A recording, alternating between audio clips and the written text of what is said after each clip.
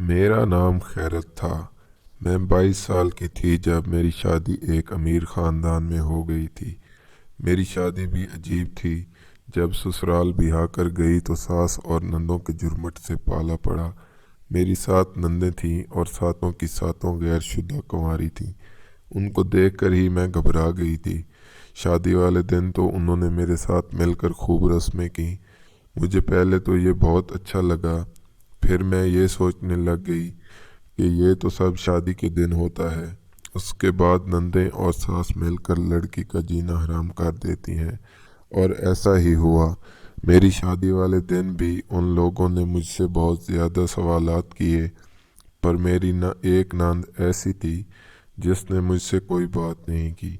وہ مجھے سب سے زیادہ مشکوک لگ رہی تھی۔ کبھی میرے ہاتھ پاؤں کو غور سے دیکھتی تو کبھی دوسری نند کو جا کر کان میں کچھ بتاتی۔ میں خاموش دلہن بنی بیٹھی تھی اور یہ سارے مناظر اپنی آنکھوں سے دیکھ رہی تھی اور ان سب کو سن بھی رہی تھی۔ میں جان رہی تھی کہ یہ لوگ میرے ہی بارے میں کوئی نہ کوئی خفیہ بات کر رہے ہیں جس سے میرے سامنے نہیں کرنا چاہتے۔ جیسے ہی دوسری ناند شازیہ نے بڑی ناند کی بات سنی، اس کا بھی منہ کھلے کا کھلا رہ گیا۔ میں تو یہ دیکھ کر پریشان ہو گئی کہ نہ جانے اس نے میرے بارے میں کیا ایسی باتیں کی ہے۔ ایسی بھی کیا حیران کن بات ہے جس سے ان کے منہ کھلے کے کھلے رہ گئے ہیں۔ میں نے خاموشی اختیار کر لی۔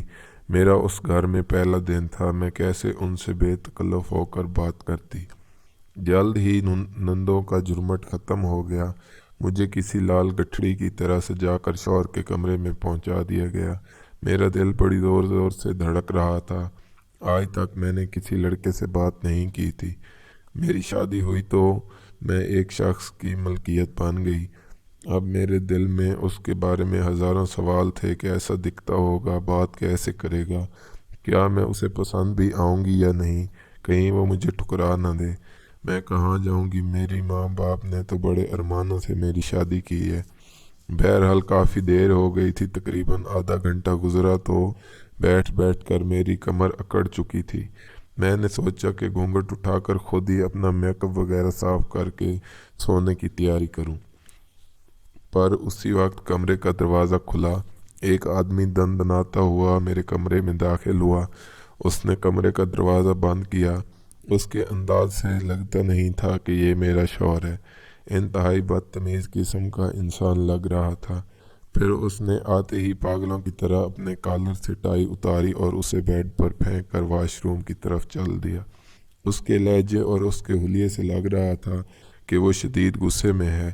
کیا یہی میرا شوہر ہے؟ میں نے دھڑکتے دل کے ساتھ سوچا۔ یہ تو بہت غصے والے ہیں۔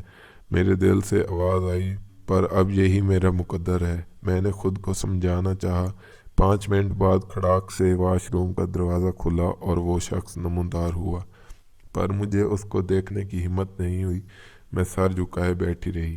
تب بھی اس کی آواز پورے کمرے میں گونج سی اٹھی، زیادہ ناٹک کرنے کی ضرورت نہیں ہے، اپنے کپڑے بدلو اور سو جاؤ۔ مجھے بھی بہت نیند آ رہی تھی۔ میں لمبی لمبی باتیں کرنے کے موڈ میں نہیں۔ اس کی اس بات نے تو جیسے میرے دل کو ہزاروں ٹکڑوں میں توڑ دیا۔ میں نے اس کے حکم کی تابع داری کی۔ کسی قسم کا کوئی نخرہ مجھ میں نہ تھا، بس اس کے حکم کو ماننا۔ اپنے کپڑے تبدیل کیے اور کمرے کو بند کر کے سو گئی۔ جلد ہی مجھے نیند آ گئی۔ جب صبح میری آنکھ کھلی تو اب بھی میں سکون میں نہ تھی کہ کمرے کے دروازے پر دستک ہونے لگی۔ یہ دستک ایسی تھی جیسے 3-4 لوگ مل کر دروازے کو بجا رہے ہوں۔ میں گھبرا کر اٹھی، دیکھا تو کمرے میں میرا شوہر نہیں تھا، شاید غسل خانے میں گیا تھا۔ میں نے دروازہ کھولا تو سامنے میری 3 نندیں کھڑی تھیں۔ ان کی آنکھیں تیر جیسی تھیں۔ وہ مجھے سر سے پاؤں تک ایسے گھور رہی تھیں جیسے میں نے چوری کے کپڑے پہنے ہوں۔ بھیا کہاں ہیں؟ ان تینوں نے ایک زبان ہو کر پوچھا۔ آپ کے بھیا غسل خانے میں ہیں، فریش ہو کر آئیں گے۔ میں بھی تیار ہو کر ہی آؤں گی، اچھا نہیں لگتا نا؟ ہاں ہاں بالکل بھابھی، آپ جلدی سے تیار ہو کر آئیے، امی نے آپ سے کچھ پوچھنا ہے۔ ان سب نے بڑے ہی مشکور لہجے میں کہا اور ہنستی ہوئی وہاں سے چلی گئیں۔ میں نے خود کو سجایا سنوارا اور کمرے سے نکلنے کا انتظار کرنے لگی کیونکہ رضوان صاحب ابھی تک تیار نہیں ہوئے تھے۔ خیر 2-3 منٹ بعد وہ بھی میرے ساتھ کھڑے تھے۔ ہم دونوں کمرے سے ایک ساتھ نکلے۔ میری نند نے ہمیں سلام کیا۔ میری شوہر نے ان سب کو کچھ روپے ہاتھ میں رکھے۔ سب کے سامنے میرے شوہر کا رویہ میرے ساتھ ایسا تھا جیسے وہ مجھ سے بہت محبت کرتے ہوں۔ وہ بظاہر مجھے بڑی عزت دے رہے تھے، پر ان کی یہ عزت مجھے عزت نہیں بلکہ منافقت اور بے عزتی لگ رہی تھی۔ وہ شاید اپنے گھر والوں کے سامنے اپنا فرض نبھا رہے تھے، مگر حقیقت تو یہ تھی کہ میں ان کو بالکل بھی پسند نہیں آئی، اسی لیے میرا چہرہ بوجھا بوجھا سا تھا۔ تب بھی میری نان نے تنزن مجھ سے پوچھا، کیا ہوا بھابی؟ لگتا ہے آپ کو کسی چیز کا غم ستا رہا ہے۔ کیا اپنے گھر والوں کی یاد آ رہی ہے آپ کو؟ میں اس کی بات سن کر حیران رہ گئی کہ اتنا طنز تو کسی نے آج تک میری زندگی میں نہیں کیا جتنا کہ میری نندیں کر رہی تھی۔ میرا دل جیسے کٹ رہا تھا، پر میں خاموشی سے ان کی باتیں سنتی رہی۔ وہ سبھی بہت ہنسی مذاق کرنے والی لڑکیاں تھیں، پر میں سنجیدہ مزاج کی تھی، مجھے یہ ساری چیزیں پسند نہیں تھی۔ میں کچھ پریشان سی تھی، تبھی میری ساس مجھ سے کہنے لگی، تم فکر نہیں کرو، میں تمہیں اور تمہارے شوہر کو 1 ہفتے کے لیے اس گھر سے بہت دور بھیج رہی ہوں۔ وہاں تمہیں کسی قسم کی کوئی پریشانی نہیں ہوگی، بلکہ تم اپنے شوہر کے ساتھ ہی وقت گزارو گی۔ یہ کہہ کر میری ساس نے اپنے بیٹے کی طرف دیکھا۔ ان کے چہرے پر ایک عجیب سی خوشی بھی تھی، اور میری طرف دیکھ کر دوبارہ ناگواری بھی نہیں جانتی تھی۔ میری ساس بہت اچھی ہیں، وہ ہم دونوں کو ایک ساتھ خوش کرنے کی کوشش کر رہی ہیں، مگر اس کے باوجود بھی جب میں شوہر کے دل میں ہی نہیں تھی تو پھر اس بات کا کیا مقصد تھا کہ میں ان کے ساتھ رہوں یا ان کا دل خوش کرنے کی کوشش کروں۔ میرے شوہر نے ابھی تک مجھے مخاطب بھی نہیں کیا تھا، میں چپ چاپ ان کی باتیں سنتی رہی، خود سے کوئی بات نہیں کرنا چاہتی تھی۔ شام کا وقت ہوا تو میرے شوہر نے کہا کہ تیار ہو جاؤ تم اور میں گھومنے پھرنے جائیں گے، کیونکہ اماں نے کہا ہے یہ کہنا تھا، تو وہ اندر چلے گئے۔ میں کپڑے تیار کرنے لگی، چھوٹا سا بیگ بھی تیار کر لیا۔ کہنے لگی، تم تو بڑی جلدی تیار ہو گئی ہو، کیا اس طرح کی جگہوں پر جانے کا تجربہ ہے؟ میں نے کہا، نہیں، میں سادہ مزاج ہوں، بس اتنی ہی چیزیں ساتھ لے جاؤں گی۔ انہوں نے میرا سامان گاڑی میں رکھ دیا اور ہم لوگ ایک لاپتہ مقام کی طرف چل پڑے۔ میں اس مقام کو پہلے نہیں جانتی تھی، یہ جگہ کون سی تھی، کیسی تھی۔ میرا شوہر بھی مجھ سے بات کرتا تو میں کچھ کہتی۔ انہوں نے سارا سفر خاموشی میں کاٹ دیا تو میں بھی چپ رہی۔ بالآخر میں نے ان سے بات کرنے میں پہل کرنا چاہی تو انہوں نے کوئی جواب نہیں دیا۔ کچھ دیر کے وقفے کے بعد بولے، میں تم سے صرف ایک سوال کروں گا، اگر تم نے ایمانداری سے جواب دیا تو میں تم سے مزید بات کروں گا، اگر تم نے جھوٹ بولا تو سمجھو کہ میں مزید تم سے کسی قسم کی کوئی بات نہیں کروں گا۔ جی پوچھیں، میں نے ادب سے کہا۔ تم یہ بتاؤ کہ شادی سے پہلے کیا کسی کو پسند کرتی تھی؟ میں ان کی بات سن کر خاموش ہو گئی۔ اچھا چلو، مشکل سوال ہے، تم یہ بتاؤ میں تمہیں پسند ہوں؟ کیا اس سوال پر تم مجھے اور بھی حیا آ گئی؟ میں خاموش ہو کر بیٹھی رہی۔ میرے شوہر نے غصے سے گاڑی چلانا شروع کر دی، کیونکہ میں نے دونوں ہی سوالوں کے جواب نہیں دیے تھے۔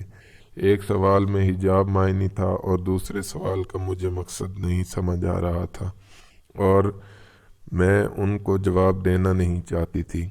بہرحال ہم لوگ جگہ پہنچ گئے۔ ایک پرانا سا ہوٹل تھا، اس کی دیواریں پتھر کی بنی ہوئی تھیں۔ میں حیران ہو کر پتھر کی دیواروں کو دیکھنے لگی۔ یا اللہ، میرا شوہر مجھے اس کھنڈر میں کیوں لے کر آیا ہے؟ آپ مجھے یہاں کیوں لائے ہیں؟ میں نے ان سے پوچھا۔ بس میں تمہیں یہاں تمہارے علاج کے لیے لایا ہوں۔ علاج؟ مگر مجھے تو کوئی بیماری نہیں، میں نے حیرت سے پوچھا۔ ضروری نہیں کہ کسی بیماری کا علاج ہو، کچھ علاج صرف اس وقت کیے جاتے ہیں جب انسان کسی جرم میں مبتلا ہوتا ہے۔ جرم؟ مگر میں نے کیا جرم کیا؟ میں نے ایک بار پھر پوچھا تو بولے کہ خاموش رہو، تمہیں چیک کرنے کے لیے ایک خاتون آ رہی ہیں، تو خاموشی سے بیٹھنا، ادب سے پیش آنا، ایسا نہ ہو کہ مجھے شرمندگی اٹھانا پڑے۔ یہ کہہ کر وہ باہر چلے گئے اور میں ان کو دیکھتی ہی رہ گئی۔ بھلا یہ کیا بات ہوئی؟ کم از کم مجھے بتا تو دیتے کہ کہاں جا رہے ہیں، پر انہوں نے تو کچھ بھی نہیں کہا، بس سیدھا میرے بارے میں بات کی اور نکل گئے۔ اتنے میں ایک عورت جو کہ بوڑھی سی تھی کمرے میں داخل ہوئی۔ وہ میرے سامنے آ کر بیٹھ گئی۔ اس نے مجھے سلام کیا اور غور سے دیکھنے لگی۔ یہ بھی تو میرے شوہر کی طرح خاموش طیبہ خاتون تھی۔ میرا اس سے دل گھبرانے لگا۔ وہ چہرے سے ڈاکٹر بالکل بھی نہیں لگتی تھی، نہ ہی اس کا حلیہ ڈاکٹر والا تھا۔ میرے سامنے بیٹھ کر مجھے غور سے دیکھنے لگی کہ مجھ سے بولی، اپنی آنکھیں بند کرو۔ میں نے آنکھیں بند کی۔ وہ میرے ماتھے پر انگلی سے لکیر بنانے لگی۔ مجھے یہ دیکھ کر بڑی حیرت ہوئی کہ یہ ڈاکٹر ہے یا حکیم۔ میں نے دل میں سوچا، یہ میرا کیا علاج کریں گی؟ یہ تو خود ڈاکٹر نہیں لگتی، کوئی حکیم لگتی ہے۔ تھوڑی دیر بعد اس نے آنکھیں کھولنے کا کہا اور سر ہلاتی ہوئی کمرے سے باہر نکل گئی۔ یہ کون سا چیک اپ تھا؟ مجھے تو اس کی سمجھ نہیں آئی۔ اس کے کمرے سے جانے کے بعد میرا شوہر کمرے میں آیا تو بہت غصے میں تھا۔ بولا، اٹھو یہاں سے، میں تمہیں واپس گھر لے چلوں۔ مجھے پہلے ہی پتہ تھا۔ کیا پتہ تھا آپ کو؟ میں نے پھر پوچھنے کی کوشش کی۔ بس میں جانتا تھا تم ہو ہی ایسی۔ میں اپنے شوہر کی زبان سے یہ بات سن کر تھک چکی تھی۔ اس سے پوچھا کہ آخر میں نے کیا کیا ہے؟ اس نے مجھے کوئی جواب نہیں دیا، یہاں تک کہ ہم لوگ واپس اسی گاڑی پر پہنچ گئے تھے۔ گھر پہنچنے تو میری ساس بہت خوش نظر آ رہی تھی۔ بولی، بیٹا تم لوگ آئے ہو باہر سے، اب بتاؤ میرا فیصلہ صحیح تھا یا غلط؟ میرے شوہر نے میری ساس کی کسی بات کا جواب نہیں دیا، اندر کمرے میں چلے گئے، یہاں تک کہ میری ساس مجھ سے اکیلے بات کرنے لگی۔ میری آنکھوں سے ٹپ ٹپ آنسو گرنے لگے۔ میری ساس نے چونک کر مجھے دیکھ کے بولا، کیا ہوا بچے، رو کیوں رہی ہو؟ میں نے کہا کہ کیسے نہ رہوں، میرا شوہر مجھ پر یقین نہیں کرتا۔ میری ساس نے دلچسپی سے پوچھا کہ کس بات کا یقین نہیں کرتا؟ کیا وہ تم سے بات چیت نہیں کرتا؟ نہیں ماں جی، وہ مجھ سے بات تک نہیں کرتا، لیکن اب میں ان کا ادب کرتی ہوں۔ میری ساس سر ہلانے لگی، پر مجھے لگ رہا تھا جیسے اس سب کے پیچھے میری ساس کا ہی ہاتھ ہے۔ وہ بار بار مجھ سے ایک ہی بات پوچھتی کہ تمہارے شوہر کا رویہ تمہارے ساتھ کیسا ہے؟ انہی دنوں میرے ساس نے گھر میں شور مچا دیا۔ وہ شور دیور کی شادی کا تھا۔ میرے دیور بھی 27 سال کا ہو چکا تھا۔ اب ماں باپ اس کی شادی کرنا چاہتے تھے، اگرچہ میں بھی اس گھر کی بڑی بہو تھی، میری ذمہ داریاں تھیں، مگر مجھے نئی بہو کے آنے کا خطرہ بھی تھا کہ مجھے ملنے والی محبت عادی ہو جائے گی۔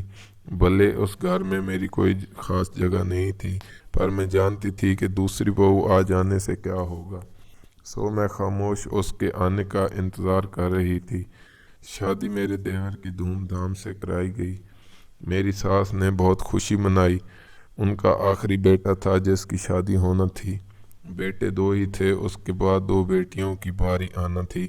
نندوں نے تو پہلے ہی جینا حرام کر رکھا تھا، اب ایک دیورانی بھی میری سکون خراب کرنے آ رہی تھی، پر میں کر ہی کیا سکتی تھی؟ میرے لیے سوائے ان کو برداشت کرنے کے اور کوئی دوسرا راستہ نہیں تھا۔ یوں میرے دیور کی شادی ہو گئی۔ ایک اور لڑکی ہمارے گھر آ گئی، مگر اس نے آتے ہی میری نندوں، شوہر اور ساس کی خدمت کرنا شروع کر دی، یہاں تک کہ وہ نوکرانی کی طرح ان کی باتیں ماننے لگی۔ جبکہ میں تھوڑی مختلف مزاج کی تھی، اگر کوئی مجھے کہتا کہ برتن دھو دو تو میں کام والی سے دھلوا دیتی، خود نہ دھوتی۔ میری نندوں کو میری یہی عادتیں نہیں پسند تھیں، جبکہ میں نے کبھی ان سے کوئی بدتمیزی نہیں کی تھی۔ اب سب اس نئی بھابھی کے نخرے اٹھانے لگے۔ یہ سب دیکھ کر تو مجھے بہت برا لگا، پر میں خاموش رہتی، کیونکہ میں نے بھی اپنے سسرال والوں کے ساتھ ایک حد تک اچھا رویہ رکھا تھا، پر کبھی ان پر ایسا کوئی احسان نہیں کیا تھا کہ وہ لوگ میری بات ماننے پر مجبور ہوتے۔ لیکن اب ہر بات میں معاذ نہ ہونے لگا۔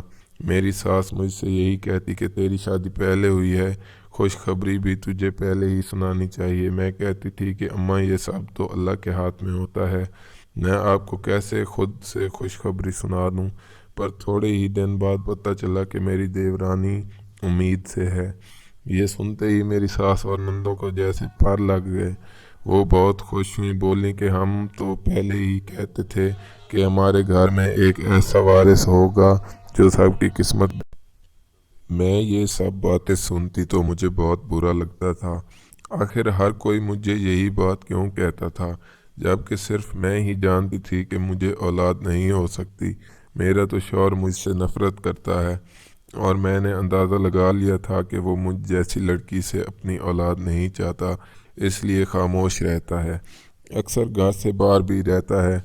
मैं अब रो रो कर थक चुकी थी, अपने मुकद्दर पर आंसू बहा रही थी। वो लड़की जो हज़ारों अरमान लेकर अपने ससुराल गई हो, उसका शौहर उससे बदसलूकी करे तो कितना दुख होता है। इधर मेरी सास मुसलसल मुझसे ये कहती कि हमें घर का वारिस चाहिए, घर का वारिस पैदा करो। मैं अजीब सी कश्मकश में थी। मेरा दिल खून के आंसू रोता था, मुझे और किसी चीज़ की होश नहीं थी। बस मुझे यही महसूस होता कि यहाँ पर कोई भी मुझे नहीं समझता, बल्कि सब लोग मुझसे नफरत करते हैं। रफ्ता रफ्ता दिन गुजरते गए, यहाँ तक कि मैंने अपने लिए एक अलग रास्ता ढूंढ लिया। अब मैं कोई ना कोई कपड़े सिलाई करती रहती या किताब पढ़ती रहती, ससुराल वालों की बातों की तरफ ध्यान ही नहीं देती। मेरा शौहर मुझे देखता तो खामोशी से देखता ही रहता, कभी मुझसे कोई अजीब व गरीब सवाल कर लेता तो कभी कोई बात करता, और हमारे दरमियान एक अजीब सी लातअलकी थी। एक दिन मेरे पास कपड़े ख़त्म हो गए, हमने किसी शादी में जाना था। मेरी सास ने मेरे शौहर से कहा कि तुम अपनी बीवी को भी अच्छे कपड़े दिलवा दो, ऐसा ना हो कि शादी में सब लोग हमारा मजाक बनाएं, कहेंगे कि इसे खाने पीने को कुछ नहीं देते तो पहनने को भी कुछ नहीं देते।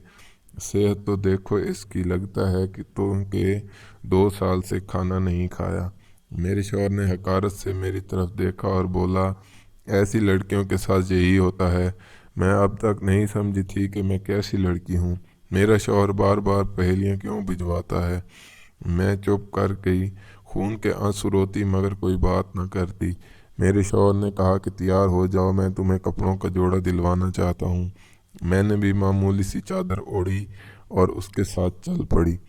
अब तो मुझे तैयार होने का शौक भी नहीं था, क्योंकि मुझे देखने वाला और सराहने वाला तो कोई था ही नहीं। मेरी तारीफ कोई कौन करता। मैं मामूली से हुलिये में उसके साथ चल पड़ी। हम लोग एक दुकान पर पहुंच गए। मेरे शौहर ने मुझे 4,000 रुपये का एक जोड़ा लेकर दिया और बोला, तुम्हें बहुत अच्छा लगेगा, पहन लेना वरना लोग बातें करेंगे। ये कहकर वो दुकान से बाहर चले गए और मैं उनका मुंह देखती रह गई। दुकानदार ने जल्दी जल्दी कपड़े पैक किए, बिल मेरे शौहर पहले ही अदा कर चुका था और मैं कपड़े लेकर दुकान से बाहर आ गई। मगर देखा तो शौहर का नामो निशान नहीं था, वो न जाने कहाँ चला गया था। मुझे सख्त हैरत हुई कि मुझे छोड़कर वो कहाँ चले गए हैं। मैं इधर उधर देखने लगी। आज से पहले मैं बाजार में भी अकेली नहीं आई थी। मैंने तो सारी ज़िंदगी चार दीवारी में गुजारी थी, मगर आज मैं इस तरह सड़क पे खड़ी आते जाते लोगों को देख रही थी। यहाँ तक कि मैं बुरी तरह रोने लगी। कुछ समझ नहीं आ रहा था कि मैं कहाँ जाऊँ। यहाँ तक कि 15 मिनट पर गुजर गए। अब तो मेरे पाँव से जान निकल रही थी। लगता था जैसे किसी ने मेरी रूह खींच ली हो। आसपास से जाते लोग मुझे अजीब नज़रों से देखते। मुझे बहुत बुरा लग रहा था। तभी एक काली सी गाड़ी मेरे सामने आकर रुकी। मैं उससे दूर भागी, पर मैंने देखा उसमें मेरा शौहर बैठा था। मुझे देखकर मुस्कुराया और बोला, गाड़ी में बैठ जाओ, इतनी हैरान क्यों हो रही हो। मैंने देखा कि मेरे शौहर ने नई गाड़ी ली थी। मुझे गाड़ी में बिठाया और चुप करवाने लगा। बोला कि इसमें रोने की क्या बात है, मैं तो समझा था तुम बड़ी ही तेज तरार लड़की हो। बल्कि सच बताओ, अचानक उसकी आवाज़ भरा गई, वो जज्बाती हो गया। जी बताएं, मैंने झिझकते हुए पूछा। मैंने तुमसे पसंद की शादी की थी समैया। لیکن میری امی اور میری بہنیں کہنے لگی کہ تم بہت تیز ترار لڑکی ہو۔ انہوں نے مجھے عجیب سی تصویریں بھی دکھائی تھیں، وہ میں نہیں جانتا تھا کہ کس قسم کی تھیں، لیکن مجھے بس اتنا یاد ہے کہ اس میں تم بہت بری لگ رہی تھی۔ ہاں، بلکہ یاد آیا تم کسی شادی میں رقص کر رہی تھی۔ مجھے یہ دیکھ کر بہت برا لگا، پر اس وقت تو ہمارا نکاح ہو چکا تھا۔ اگر یہ بات مجھ سے نکاح سے پہلے پتہ چلتی تو شاید میں تم سے شادی نہ کرتا۔ میری بہنوں نے مجھے یہی کہا تھا کہ تم بہت کھلی ڈلی لڑکی ہو، باہر آتی جاتی ہو، لڑکوں سے ملتی ہو۔ بس تمہاری یہی بات میرے دل میں بیٹھ گئی تھی۔ مجھے لگا تھا میں تم سے کوئی بات نہیں کروں گا، دوسری شادی چپکے سے کر لوں گا اور تم ساری زندگی میرے نام پر بیٹھی رہو گی۔ میری بہنیں روز مجھ سے یہی بات کہتی کہ تم کسی قابل نہیں ہو۔ میں نے اس سے شادی کر کے بڑی غلطی کر دی ہے۔ میں اس بات پر بڑا پچھتاتا، سوچا کہ اب اگلی شادی بہنوں کی مرضی سے کروں گا، تمہیں اسے بے خبر رکھوں گا۔ پر میری جان، تم نے تو بڑا سفر کیا، تم نے مجھے محسوس بھی نہیں ہونے دیا، پر میں تمہاری ایک ایک بات دیکھ رہا تھا۔ آج جان بوجھ کر تمہیں اکیلے چھوڑ کر گیا۔ جب تم نے رونا شروع کیا، تمہارے چہرے پر معصومیت اور انجانا پن دیکھ کر مجھے احساس ہوا کہ تم تو کبھی گھر سے بھی باہر نہیں گئی ہوگی، پھر تم بھلا کیسے لڑکوں کے ساتھ آزادانہ گھوم پھر سکتی ہو؟ میں نے اور بھی جگہوں سے پتہ کروایا، مجھے معاف کر دو۔